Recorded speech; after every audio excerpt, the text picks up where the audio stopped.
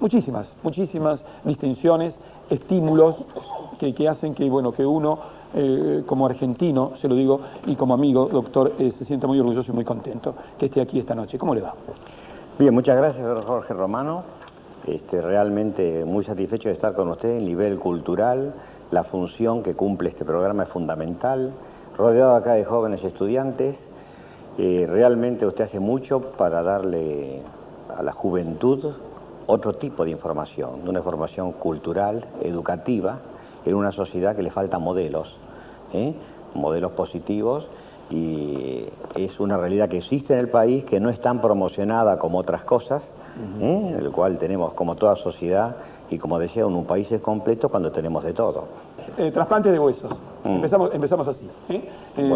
Bueno, había, como le dije a mi audiencia, a la gente, por lo menos yo tenía una gran ignorancia sobre esto que es tan importante, ¿no? Y fíjese usted que he tenido aquí grandes especialistas en trasplantes en la Argentina, de casi todas las entidades privadas y públicas, ¿no?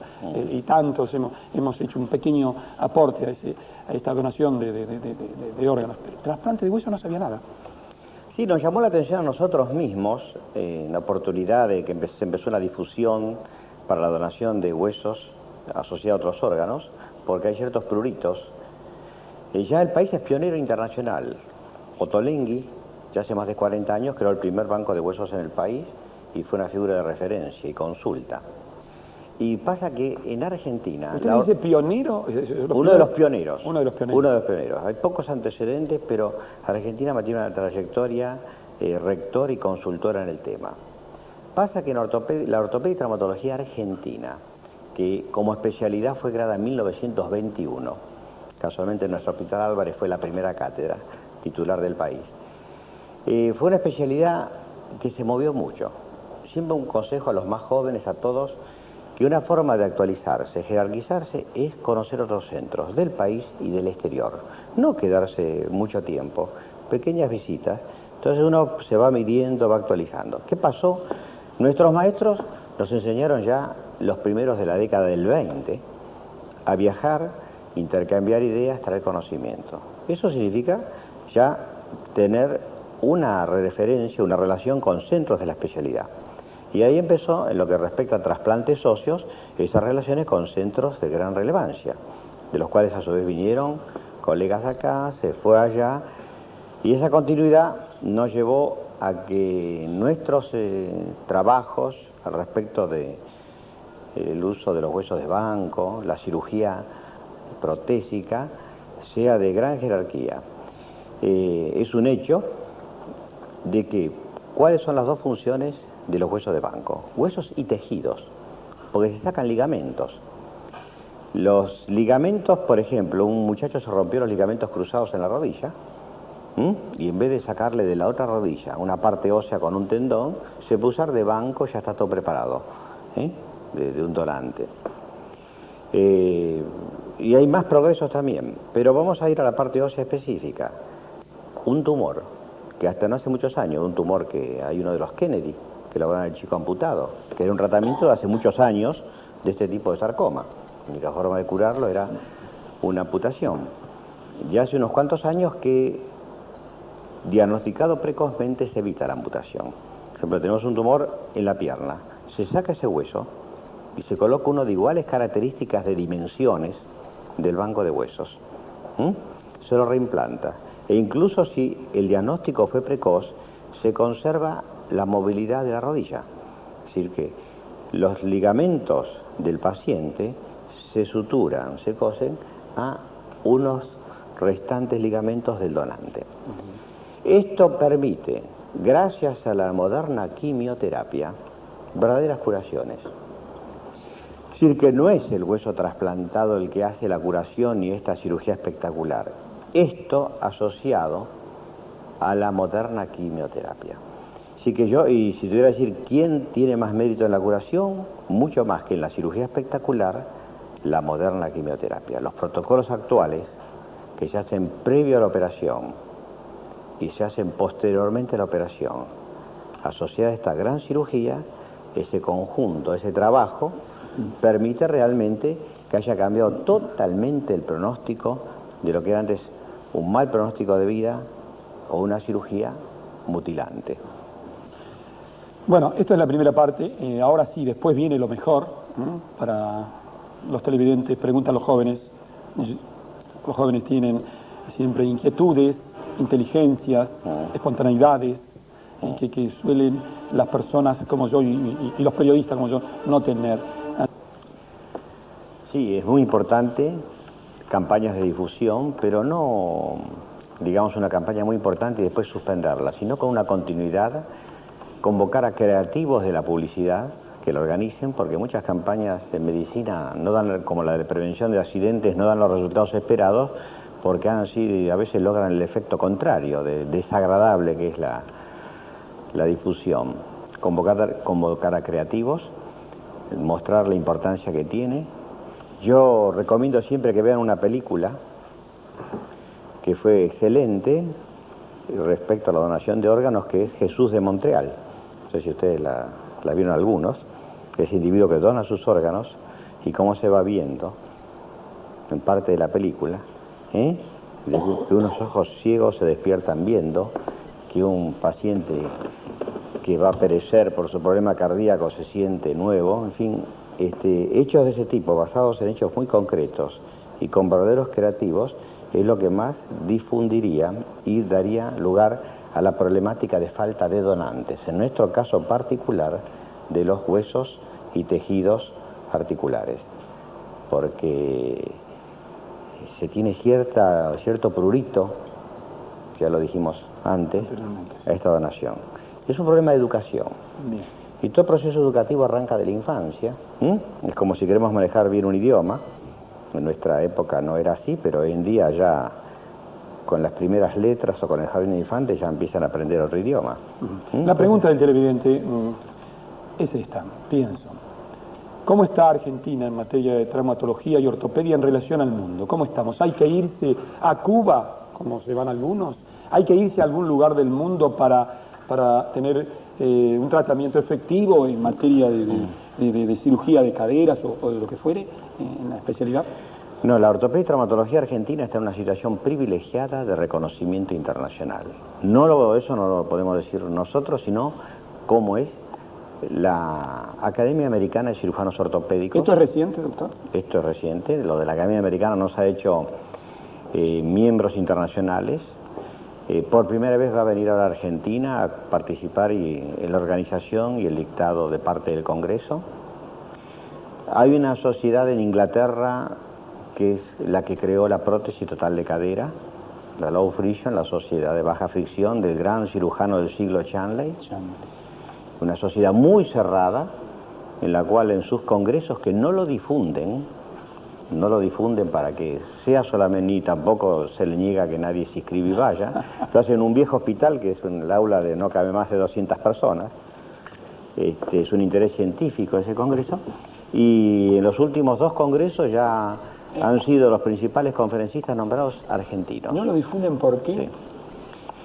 Ellos consideran que los hechos científicos y académicos tienen que permanecer en un ambiente, digamos, ético, en un ambiente nada más que cerrado profesionalmente, y no darían abasto si lo difundirían en la capacidad del lugar para albergar a todos los traumatólogos que quisieran ir especialmente. Claro, porque la ciencia no tiene patria, pero el hombre de ciencia sí tiene patria, sí. Decía Pasteur, ¿no? No, esto no lo tomen como algo que digamos, esta organización científica no quiere difundir sus conocimientos, todo lo contrario, es lo que me ha hecho. Los argentinos en cadera nos hemos formado todos en Inglaterra, incluso sus importantes cirujanos. Chanley en su momento estuvo en Argentina en 1980. Yo desde el año 72 que viajo a ese centro, el Centro de Cirugía de Caderas de ese hospital y otros argentinos donde nos hemos formado, va esto, que la ortopedia argentina está reconocida internacionalmente con un nivel de excelencia. Uno de los principales centros de Estados Unidos, el Special Surgery en New York, el jefe es un argentino, Teodoro Salvati. En Suiza, una figura mundialmente conocida como Maurice Müller, el autor de casi todos los sistemas de operaciones de las fracturas, se retira y deja su lugar sorpresivamente un argentino de alrededor de 50 años, que es nuestro compatriota Diego Fernández. 50 años, que joven. Sí.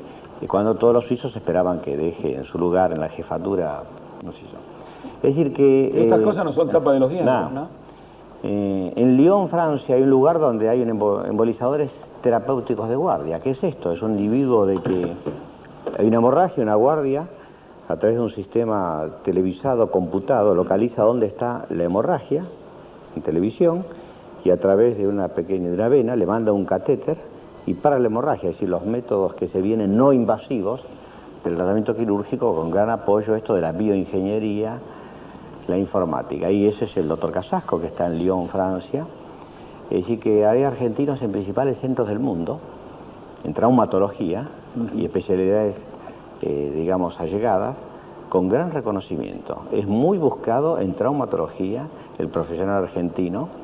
Argentina es un lugar donde se forman prácticamente todos los especialistas de todo Mercosur y de toda Latinoamérica. Saben que egresar en un centro luego de residuos de médicos con un título que la Asociación Argentina otorga y o la Facultad de Medicina y o una residencia oficial, es la mejor carta de presentación en su país de origen y en cualquier otro centro. Bien. Sí, recién hace 2 años la Ciudad de Buenos Aires creó su propio INCUCAI, que es el organismo de procuración, ablación, implantes, y es hace muy poco entonces que se empezó con las campañas de difusión. Hasta entonces el INCUCAI estaba desbordado de trabajo, las prioridades de los trasplantes cardíacos, trasplantes de válvulas, trasplantes de córneas, y los últimos años con la fundación del quemado de los trasplantes de piel, porque de la piel de donante también es muy útil para esto. Se está encarando, todo esto requiere recursos económicos, recursos humanos, infraestructura y receptividad, porque por más que uno haga así no hay receptividad, pero creo que se avanzó mucho. La Ciudad de Buenos Aires tiene el teléfono de SAM, el 107 para los donantes, y toda la red de la emergencia de la ciudad está a disposición de un donante y los operativos de ablación y de donantes de huesos. Es decir que se ha hecho mucho. Estoy de acuerdo, hay que difundirlo mucho más.